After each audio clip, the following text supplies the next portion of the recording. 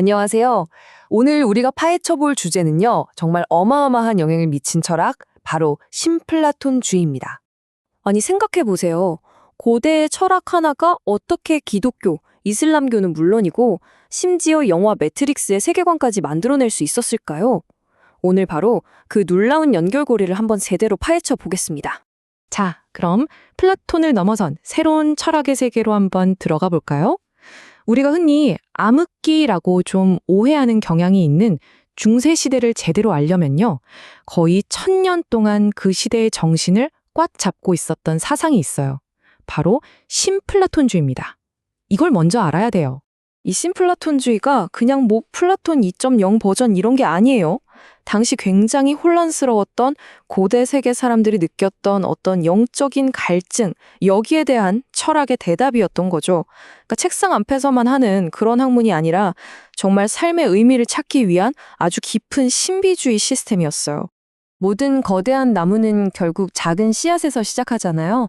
신플라톤주의라는 이 거대한 나무도 마찬가지예요. 고대 그리스의 신비주의 전통이라는 아주 비옥한 토양에 뿌리를 내리고 있었죠. 자, 그럼 그 씨앗이 대체 뭐였는지 지금부터 한번 파헤쳐 보겠습니다. 그러니까 플라톤의 생각에 영향을 준 아주 중요한 신비주의 흐름이 한 3가지 정도 있었어요. 첫 번째는 영혼은 불멸하고 계속 다시 태어난다, 즉 윤회를 가르쳤던 오르페우스교. 그리고 두 번째는 이 세상은 사실 아름다운 수학적 질서, 즉 코스모스로 이루어져 있다고 믿었던 피타고라스 학파. 그리고 마지막으로 만물은 결국 하나다, 로고스 같은 개념을 던져준 헤라클레이토스와 파르메니데스. 바로 이 세 줄기였죠. 플라톤은 바로 이 아이디어들을 아주 멋지게 엮어서 하나의 거대한 세계관을 만들어내요. 저기 어딘가에 완벽하고 영원한 이데아의 세계, 즉 원본의 세계가 있고, 지금 우리가 살고 있는 이 현실 세계, 이 육체는 그저 영혼을 가두는 감옥 같은 흐릿한 복사본에 불과하다는 거죠. 이 둘을 아주 명확하게 나눈 거예요. 이게 핵심입니다.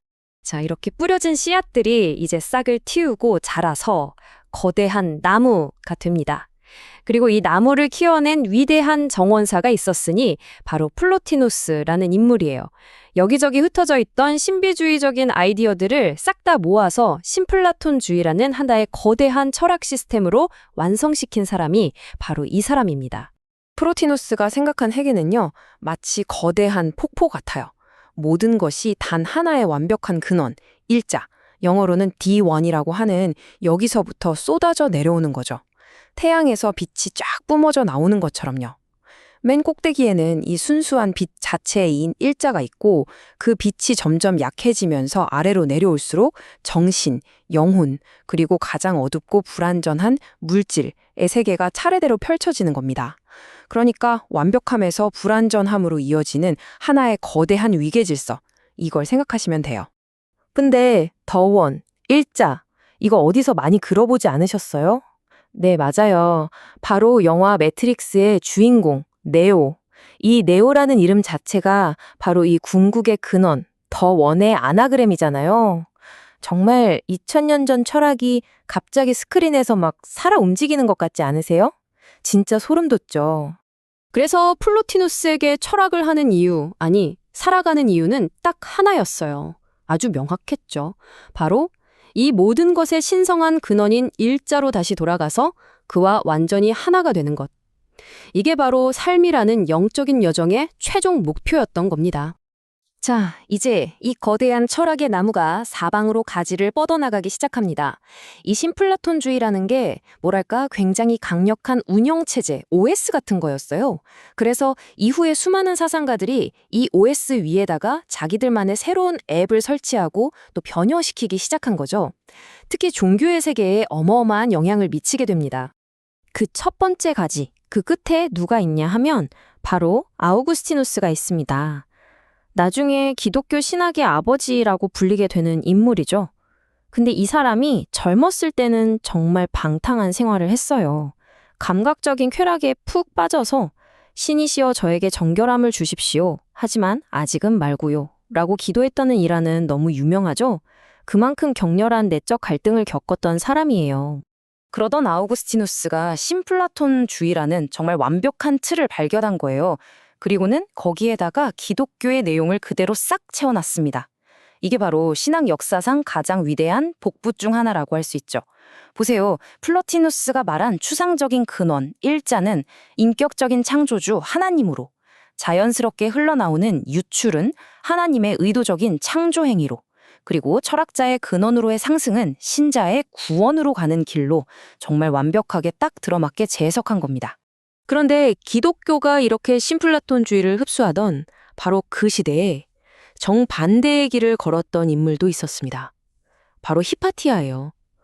그녀는 신플라톤주의가 가진 순수한 이성의 가치를 지키려고 했던 사람이죠.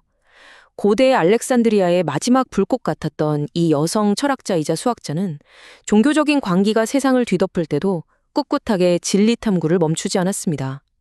나는 진리와 결혼했다. 이 말 한마디가 그 시대의 지성이 내지른 정말 비장한 외침처럼 들리지 않나요? 신플라톤주의의 가지는 유럽에만 머물지 않았어요. 저 멀리 이슬람의 황금기까지 뻗어나갑니다. 페르시아의 천재 철학자였던 아비세나는 이 철학을 이슬람 사상과 아주 아름답게 접목시켰어요. 그에게 플로티누스의 일자는 당연히 알라였고요.